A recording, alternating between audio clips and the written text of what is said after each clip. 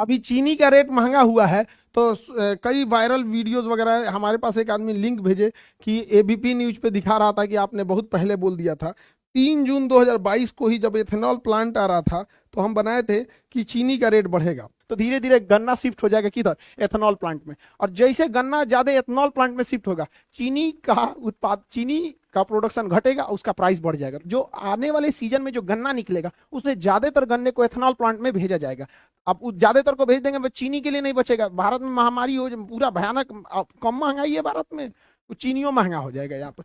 अभी आप देखते चलिए, चीनी के साथ साथ गुड़ का भी रेट बढ़ेगा। और एथेनॉल प्लांट में जब गन्ना यूज हो रहा है, तो गन्ना जब यूज हो रहा है तो गन्ने के साथ साथ मक्के का भी यूज होता है। तो मक्के का यूज होने से मक्का डायरेक्ट तो उतना नहीं बढ़ेगा, लेकिन मक्के से बनने वाले ये जितने ऐसे दुकानों में ऐसे झालर मोती टाइप के कुरकुरे उरकुरे ये सब नहीं, टकाटक फटाफट ये सब जो बेचते रहते हैं छोटे बच्चों को खाने के लिए, ये सब चीज़ों का भी रेट बढ़ेगा। लेकिन इनका रेट आपको समझ में नहीं आएगा, क्योंकि इनका रेट बढ़ाया जाएगा। इकोनॉमिक्स का एक थ्योरी है स्प्रिंगफ्लेशन। स्प्रिंगफ्लेशन क्या होता है समझिए, किसी चीज का रेट नहीं बढ़ाया जाता है। स्प्रिंगफ्लेशन में हम लोग क्या करते हैं, बस उसकी क्वांटिटी बढ़ा घटा देते हैं। जैसे जो पहले बिस्किट 5 रुपए का आता था, 5 रुपए में अब उतना नहीं आएगा, फिर और कम किया जाएगा, फिर और कम किया जाएगा, फिर और कम किया जाएगा।